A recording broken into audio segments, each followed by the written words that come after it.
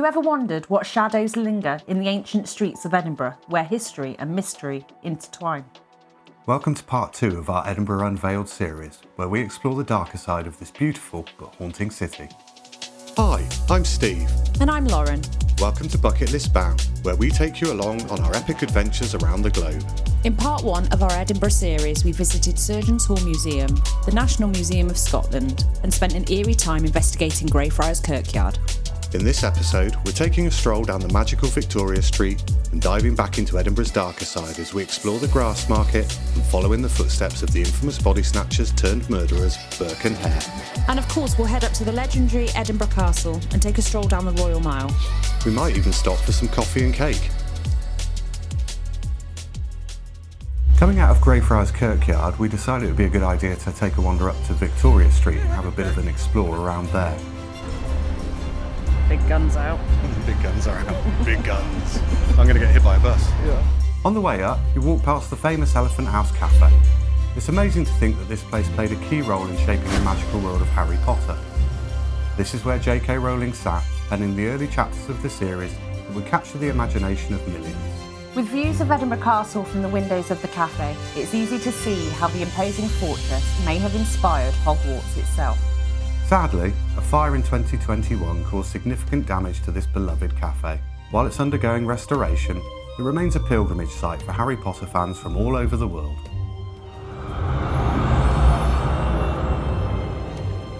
As we head down Victoria Street, you'll quickly see why many believe it inspired Diagon Alley. The street winds its way down with brightly coloured shops stacked on top of each other, selling everything from mystical trinkets to rare books. It's easy to imagine witches and wizards wandering through here looking for magical supplies. But Victoria Street has its own fascinating and somewhat darker history. Built in the 1830s, it replaced the old West Bow, a grim street that had a reputation for being a hotbed of criminal activity. The West Bow was home to witch hunters, and it was here that the infamous Major Thomas Weir, a respected preacher turned confessed sorcerer, lived before being executed for witchcraft in 1670. Under the cobbles beneath our feet lies the ghost of that older street, its history buried under the bustling Victoria Street we see today. If you look closely, some of the buildings still have features that hint at its past. Despite its now vibrant and lively atmosphere, this place has seen its share of intrigue and mystery. All right, son.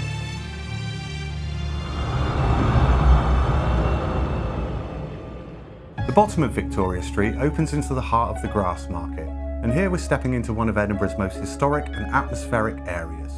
This open square, now filled with bustling cafes and restaurants, was once the site of public executions.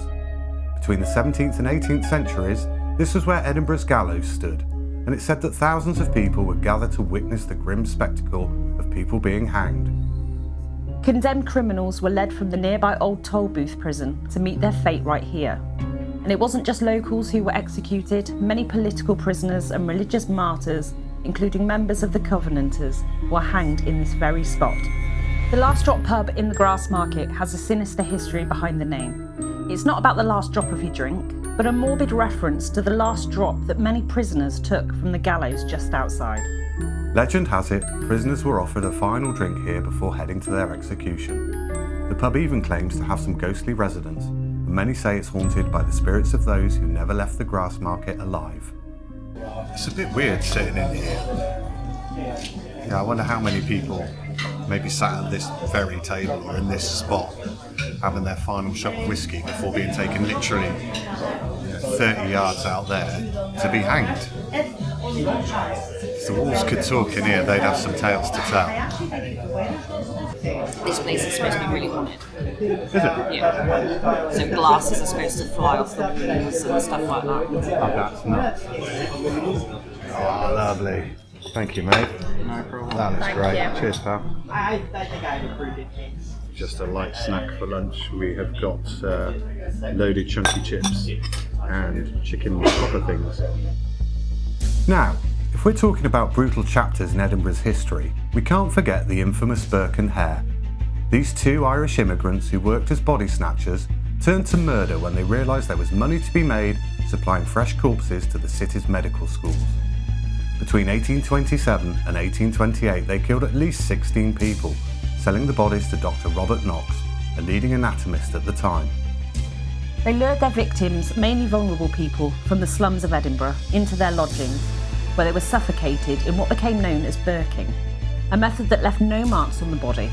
Burke and Hare's gruesome story remains one of the most shocking in Edinburgh's history, and their crimes ultimately led to the Anatomy Act of 1832, which changed the way medical schools obtained cadavers for study. It's a chilling reminder that Edinburgh's beautiful streets hide some dark secrets, and the Grassmarket was very much at the centre of it all.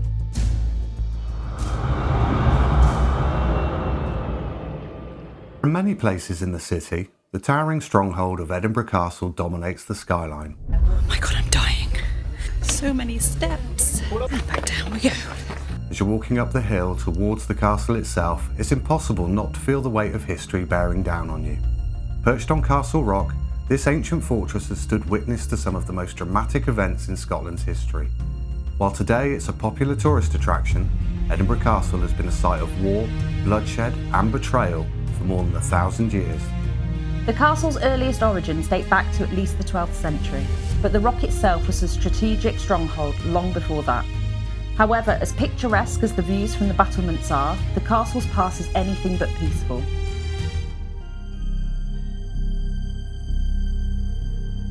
Exploring the darker side of this fortress, you can't ignore the castle's role as a royal prison. It was used to detain not only political prisoners, but also common criminals and suspected witches. Castle's dungeons, hidden deep beneath the Great Hall, once held prisoners of war from as far back as the 7 Years' War and the Napoleonic Wars. Conditions in these cold, damp cells were grim, and it's no surprise that many died here. Some of those unfortunate souls are said to still haunt the castle today. Perhaps the most famous ghost of Edinburgh Castle is that of the Lonely Piper. Legend has it that centuries ago, a piper was sent into the underground tunnels to explore, playing his bagpipes so those on the surface could track his progress. But then, the music suddenly stopped. The piper was never seen again, and to this day, visitors claim to hear the faint sound of bagpipes echoing through the tunnels beneath the castle. With its long history of sieges, executions and imprisonment, it's no wonder Edinburgh Castle has earned its reputation as one of the most haunted places in Scotland. But haunted or not, there's no denying that this fortress holds centuries of grim and mysterious tales.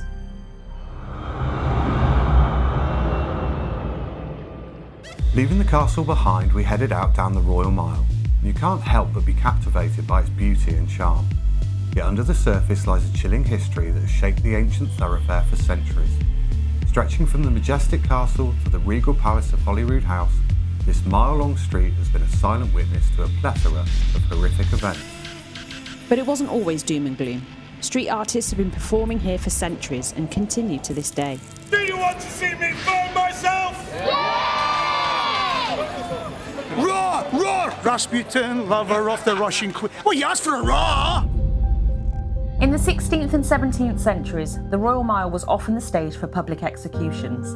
Imagine the chilling scene as crowds gathered to watch as criminals, traitors and accused witches were led through the very streets we walk today, destined for the gallows. Tolbooth Prison, once situated here, was infamous for its brutal conditions, housing those awaiting trial or execution. Many met their fates in the shadow of the castle, with the cries of the condemned echoing through the alleyways, lingering in the air long after their stories ended. And if we dig a little deeper, we discover a hidden world beneath our feet, the closes and vaults that tell a story of their own. These narrow alleys once housed the city's poorest citizens, living in squalor and despair. The Southbridge vaults in particular became notorious for crime and vice, with reports of theft, murder, and even ghostly sightings. The air was thick with disease, and many who ventured into these darkened spaces never returned. Today, they are a popular site for ghost tours, where visitors are regaled with tales of the restless souls that wander these underground passages. Stay tuned for part 3, where we brave one of these tours ourselves. Even as we marvel at the vibrant shops and bustling cafes as we walk by, it's important to remember that the Royal Mile is steeped in stories of tragedy and human suffering. The stone walls and cobblestones seem to whisper secrets from centuries past, bearing witness to the city's evolution from a hotbed of superstition and violence to the thriving cultural hub that we see here today. With each step, you walk through centuries of legends, mysteries and tales that continue to shape the spirit of Edinburgh today. Feeling the need for coffee, tea and cake. Oh, cake. Definitely cake. Where did that go? In my belly. You had 3 big slices of it. In the final episode in this series, we continue our journey down the Royal Mile and take a wander up and down Coburn Street. We put on our big boy pants and go on a haunted tour of the Southbridge Vaults. And we finish up having dinner in our favourite Mexican restaurant in the city, and then head home after ticking the darker side of Edinburgh off our bucket list.